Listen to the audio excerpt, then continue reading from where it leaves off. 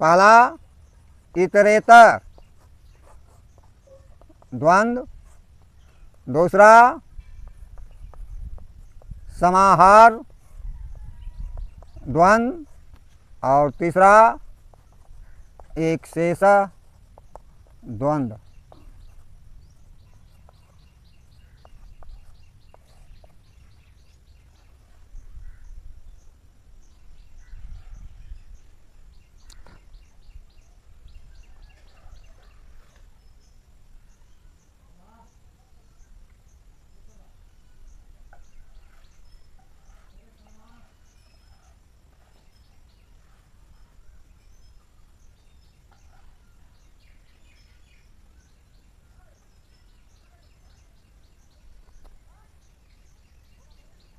आप समझिए कि इतरेतर द्वंद्व किसे कहते हैं।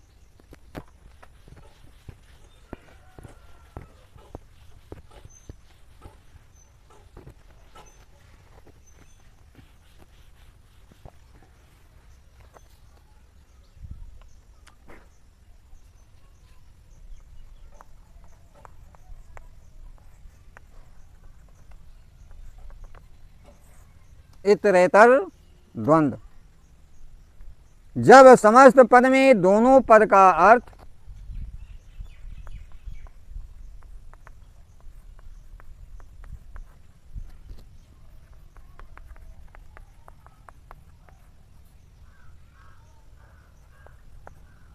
जब समस्त पदों में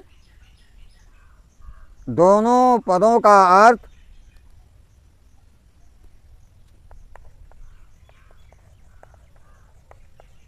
अलग अलग होता है,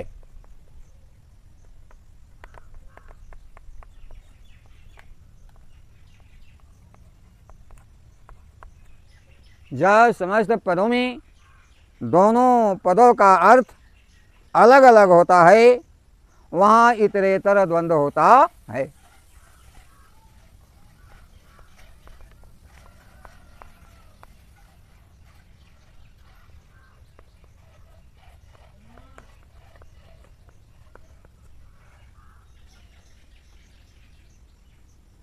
इस समास में दो या अधिक पद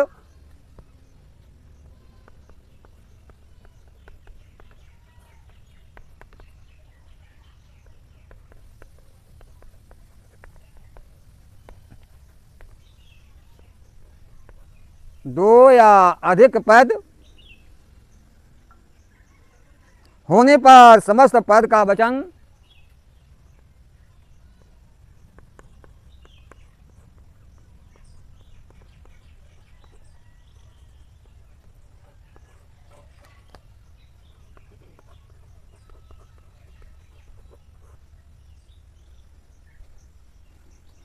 वर्णित वस्तुओं की संख्या के अनुसार होता है।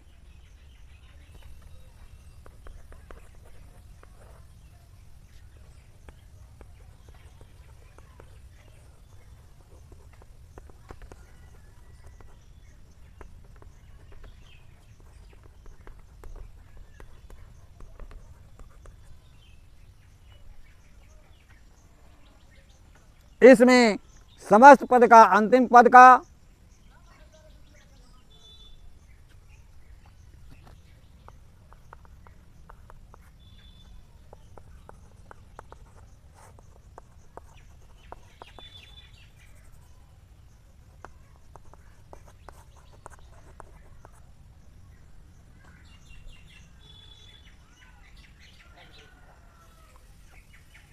जो लिंग होता है वह पूरे पद का होता है।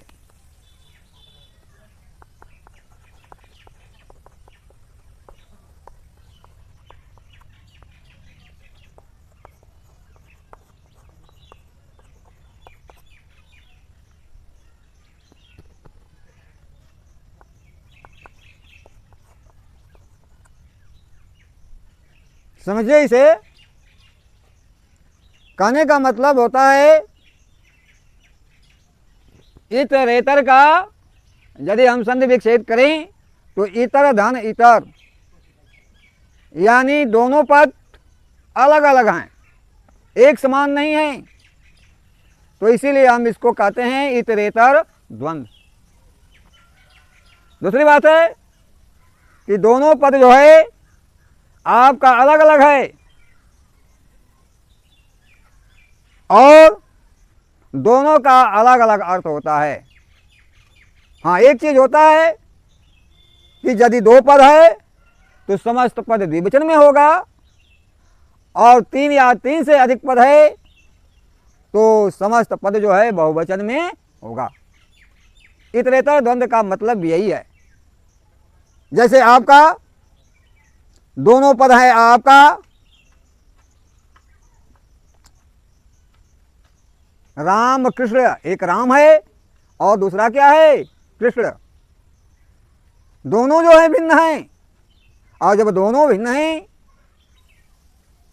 तो यदि इसका समस्त पद बताएंगे तो क्या होगा, राम रामो हो जाता है द्विवचन में, तो राम कृष्णौ हो जाएगा। यानी समस्त पद आपका होगा राम कृष्णौ। इसी प्रकार से तीन है, राम लक्ष्मण भरत, तो राम लक्ष्मण भरत ये तीन मिलकर क्या हो गए, बहुवचन में हो गया। तो रूप चलता है राम रामौ रामा, तो यह हो जाएगा राम लक्ष्मण भारता। क्या हो जाएगा, राम लक्ष्मण भारता। लेकिन अब इसका विग्रह यदि हम करते हैं राम कृष्णौ का, तो राम च कृष्ण च, ये नहीं लिखेंगे कि राम च और कृष्णौ च। हाँ, यह हो सकता है यदि इसका संधि कर देंगे तो रामश्च कृष्णश्च, ये भी हो सकता है आपका रामश्च कृष्णश्च। ठीक इसी प्रकार से इसका हम विग्रह करेंगे, तो यहाँ तीन है तो लिखेंगे राम च लक्ष्मण च और भरत च। समझ रहे हैं, यहाँ भरताचो नहीं लिखेंगे, क्या लिखेंगे, भरत च। और इसी प्रकार से यदि आप चाहें तो संधि करके लिख सकते हैं इसका एक और, रामश्च लक्ष्मणश्च भरतश्च। दोनों आपका सही हो सकता है।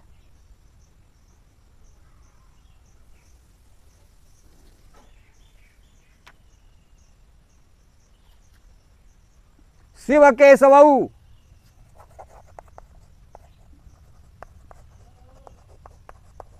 इसका विग्रह होगा शिवश्च केशवश्च।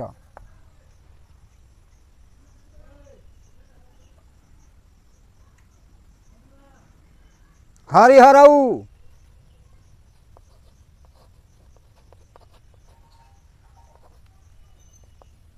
हरिश्च हरश्च।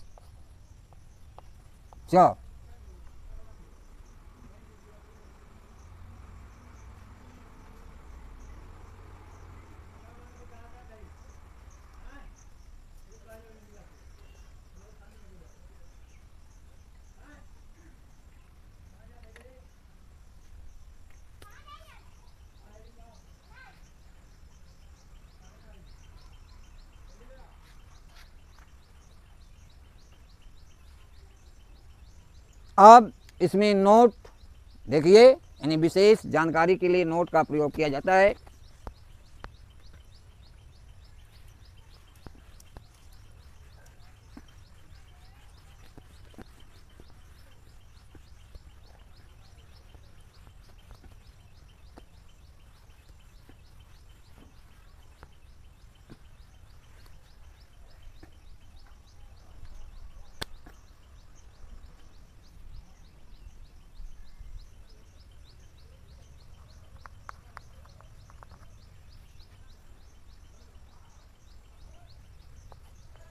इतरेतर द्वंद्व संबंधित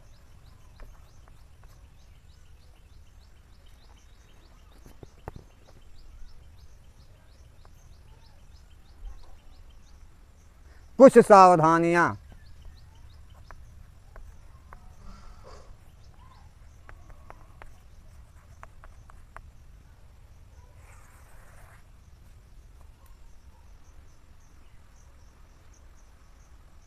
एक घंटा हो गए,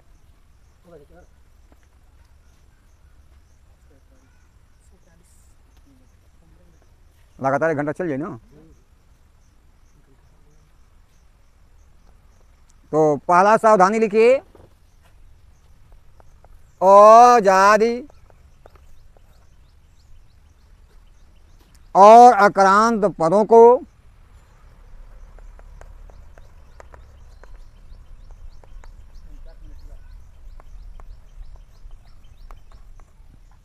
अजादी और आक्रांत पदों को पहले लिखा जाता है।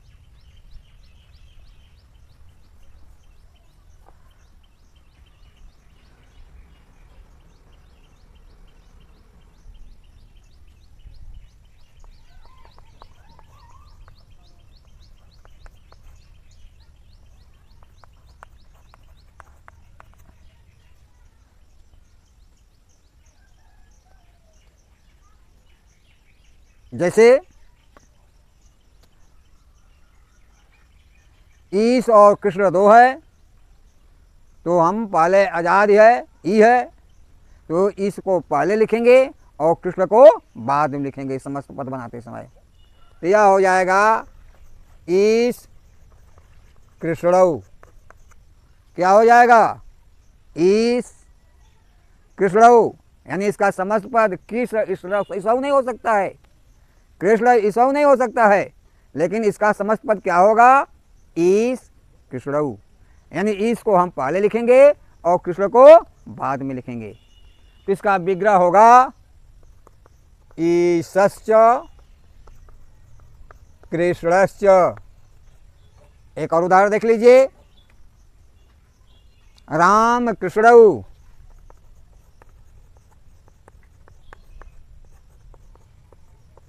रामश्च कृष्णश्च।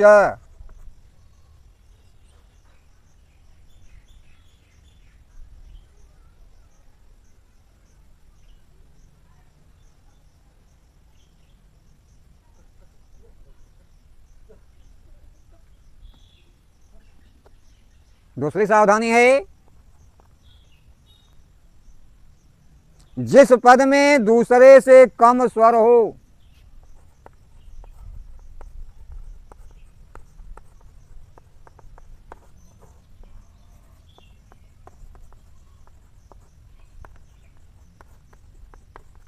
जिस पद में दूसरे से कम स्वर हो उसे पहले रखा जाता है।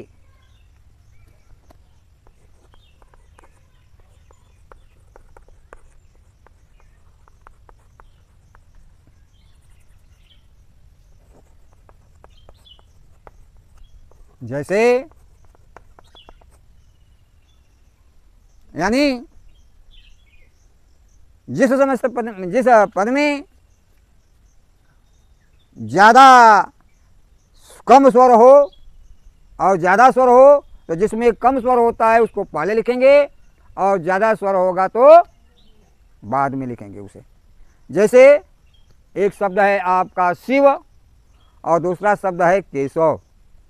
शिव में ई की मात्रा है और केशव में ए की मात्रा है, तो हम शिव को पहले लिखेंगे क्योंकि शिव में कम स्वर है।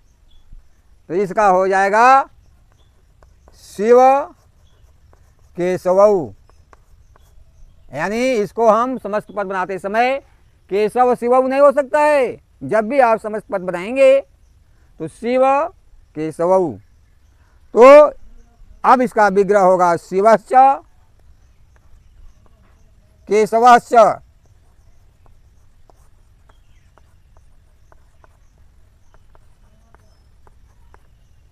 शिवश्च केशवश्च।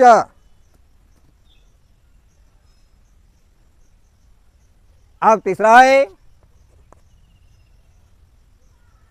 जिस पद में ह्रस्व स्वर हो,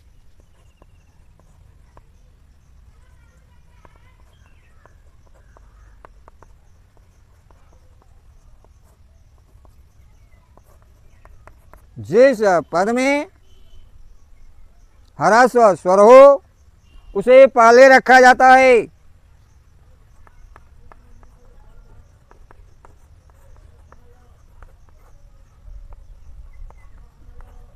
जैसे दो शब्द है, एक है कुश और दूसरा है काश। एक शब्द है कुश, दूसरा है काश।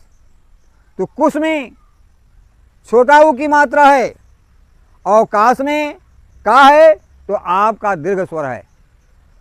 तो यहाँ पर ह्रस्व स्वर है कुश में, यानी कु में जो है आपका छोटा यानी ह्रस्व स्वर है और काश में आपका दीर्घ स्वर है।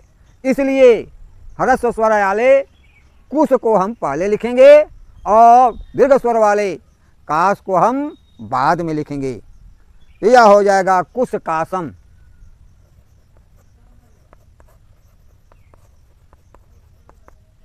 इसका विग्रह होगा कुशस्य कुशस्य काशस्य।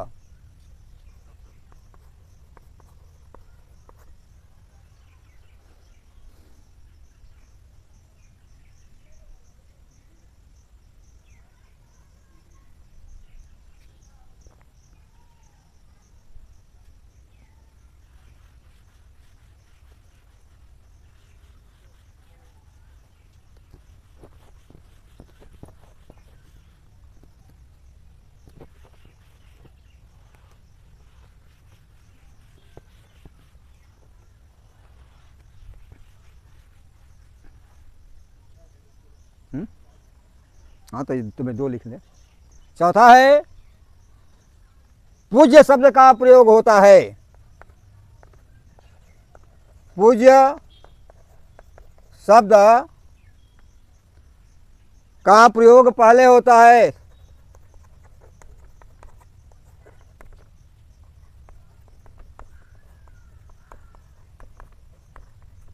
कहने का मतलब दो शब्द है, एक शब्द पूजनीय है और दूसरा शब्द पूजनीय नहीं है, तो पूज्य शब्द को हम पहले लिखेंगे। जैसे पहला शब्द है आपका मुनि और दूसरा शब्द है मृग। मुनि पूजनीय है तो इसको हम लिखेंगे मुनि मृगऊ।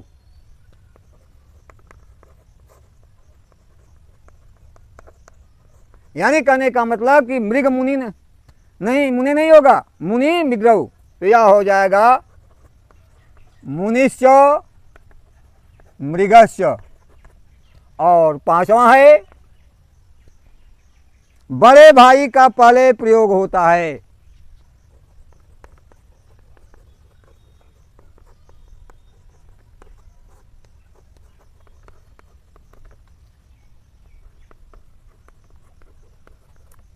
यानी दो भाई का नाम है, एक बड़ा भाई है और एक छोटा भाई है, तो समस्त पद बनाते समय बड़े भाई का नाम पहले लिखेंगे। जैसे राम लक्ष्मण, राम जो हैं बड़े भाई हैं और लक्ष्मण उनके छोटे भाई हैं, इसलिए ये होगा राम लक्ष्मणऊ।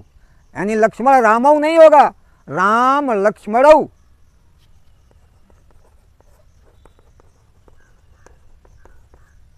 इसका विग्रह होगा रामस्य